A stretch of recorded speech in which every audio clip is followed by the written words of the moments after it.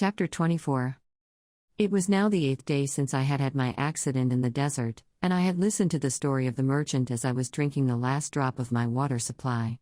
"Ah," I said to the little prince, "these memories of yours are very charming, but I have not yet succeeded in repairing my plane. I have nothing more to drink, and I, too, should be very happy if I could walk at my leisure toward a spring of fresh water." "My friend the fox the little prince said to me.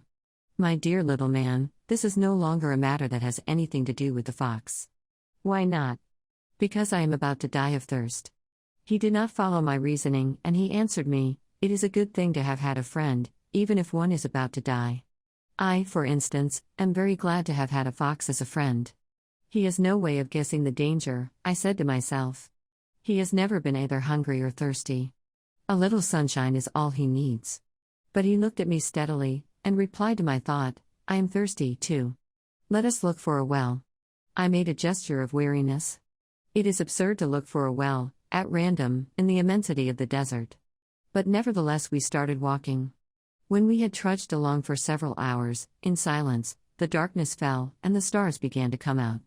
Thirst had made me a little feverish, and I looked at them as if I were in a dream. The little prince's last words came reeling back into my memory. "Then you are thirsty, too?" I demanded. But he did not reply to my question. He merely said to me, "Water may also be good for the heart." I did not understand this answer, but I said nothing. I knew very well that it was impossible to cross-examine him. He was tired. He sat down. I sat down beside him. And, after a little silence, he spoke again. "The stars are beautiful, because of a flower that cannot be seen." I replied, "Yes, that is so."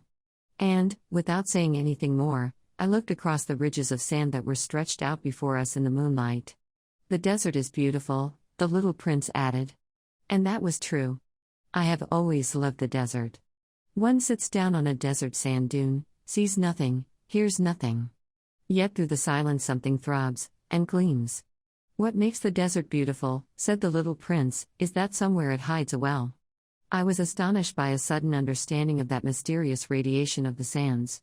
When I was a little boy, I lived in an old house, and legend told us that a treasure was buried there. To be sure, no one had ever known how to find it, perhaps no one had ever even looked for it. But it cast an enchantment over that house. My home was hiding a secret in the depths of its heart. "Yes," I said to the little prince, "the house, the stars, the desert what gives them their beauty is something that is invisible." "I am glad," he said, "that you agree with my fox." As the little prince dropped off to sleep, I took him in my arms and set out walking once more. I felt deeply moved and stirred. It seemed to me that I was carrying a very fragile treasure.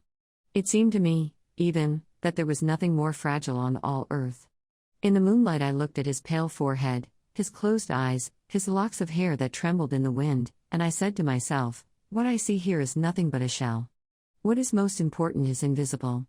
As his lips opened slightly with the suspicious of a half-smile, I said to myself, again, "What moves me so deeply, about this little prince who is sleeping here, is his loyalty to a flower the image of a rose that shines through his whole being like the flame of a lamp, even when he is asleep." And I felt him to be more fragile still. I felt the need of protecting him, as if he himself were a flame that might be extinguished by a little puff of wind. And, as I walked on so, I found the well, at daybreak.